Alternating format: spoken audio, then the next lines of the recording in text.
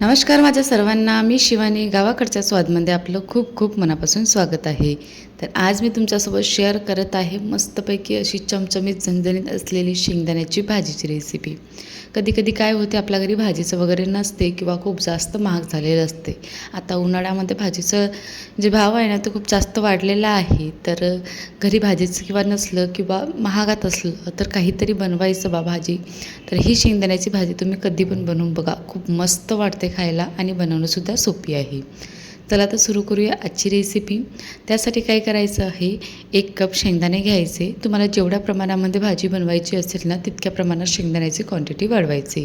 तर मी 1 कप घेतलं, त्याला छानपैकी असं खरपूस भाजून घेतलं व थंड होण्यासाठी ठेवलेलं आहे. जोपर्यंत शेंगदाणे थंड होते तोपर्यंत मिक्सरच्या पॉटमध्ये थोडासा कोथिंबीर, आलं, लसूण व मिरची दरदरसं वाटून घ्यायचं आहे. वाटल्यानंतर त्याला साईडला ठेवायचं आणि नंतर दुसऱ्या पॉटमध्ये भाजलेले शेंगदाणे होते, त्याचे थोडेसे फूल काढून घ्यायचे अर्धवट आणि ते सुद्धा आपल्याला बारीक करून घ्यायचं आहे. सुरुवातीला याला थोडंसं दरदरसं बारीक करायचं अशा प्रकारे.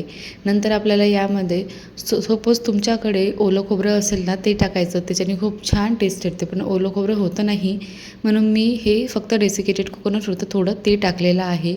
सोबतच मी एखाद्या तासाच्या जवळपास खाकच भिजायला ठेवली होती. तर ते 3 चमचच्या जवळपास खाकच होती, ती सुद्धा आपल्याला यामध्ये टाकायची आहे. थोडं छानून घ्यायचं, ज्या प्रकारे तुम्हाला दाखवलं तशा प्रकारे. आणि नंतर तेलसुद्धा बारीक करून घ्यायचं थोडंसं पाणी टाकून. अशा प्रकारे शेंगदाण्याचा पेस्ट तयार करून झाला की कढाईमध्ये मस्तपैकी तेल टाकायचं. थोडं जास्त तेल लागते यामध्ये. त्यामध्ये नंतर जिरं, मोहरी व थोडीशी हिंग, कढीपत्ता टाकायचं. नंतर बारीक चिरलेले 2 कांदे टाकायचे. कांद्याचं प्रमाण थोडं जास्त टाकायचं. टमाटर वगैरे टाकण्याची आवश्यकता पडत नाही. अशा प्रकारे टाकल्यानंतर याला मऊसर होऊ द्यायचं आणि तांबूसर कलर येईल इतपत आपल्याला शिजवून घ्यायचं आहे. सोबतच त्यामध्ये जो बारीक केलेला मिरचीचा ठेचा होता, आलं लसूण मिरचीचा, तो सुद्धा टाकायचा आणि त्यालासुद्धा मिक्स करून छानपैकी असं शिजवून घ्यायचं आहे. कांदे जेवढे छान प्रमाणामध्ये शिजेल ना, मऊसर होईल ना, तेवढीच भाजीसुद्धा खायला अतिशय टेस्टी वाटते. नंतर आपल्याला यामध्ये काही बेसिक मसाले टाकायचे आहे. जसं 1 मोठा चम्मच भरून मी लाल तिखट, सोबतच चवीनुसार मीठ, अर्धा चम्मच गरम मसाला, पाऊण चम्मच हळद व 1 चम्मच धनिया powder, Kashmiri red chilli powder थोडंसं कलरसाठी व थोडंसंच आमचूर पावडर टाकलेलं आहे. काश्मीरी रेड चिली पावडर तुम्ही आवडीने टाकाल, कारण की त्याच्यानेच भाजीला कलर खूप छान येते. आणि हे सगळे मसाले जे आपल्या घरी अवेलेबल असेल ना, ते टाकायचे आणि मिक्स करून तेलामध्ये छानपैकी असं शिजू द्यायचं. आणखी त्यामध्ये मस्तपैकी तिखट मीठ छान शिजलं पाहिजे आणि यासाठी मी फक्त 1 चम्मचच्या जवळपास पाणी टाकलेलं आहे आणि नंतर त्याला मिक्स करून थोडंसं आणखी शिजू दिलं. आता कलरसुद्धा छान आलेला आहे. तर यामध्ये जो बनवलेला शेंगदाण्याचा पेस्ट होता तो टाकायचा. खाकस मी यासाठी टाकली, खाकस ही ऑप्शनल आहे टाकणं. सपोज तुमच्याकडे असेल तर टाकायचं, नाहीतर स्किपसुद्धा करू शकता. बट खाकस टाकल्याने भाजीची चव अतिशय टेस्टी वाटते खायला, म्हणून आवर्जून थोडंसं टाकण्याचा प्रयत्न करायचा.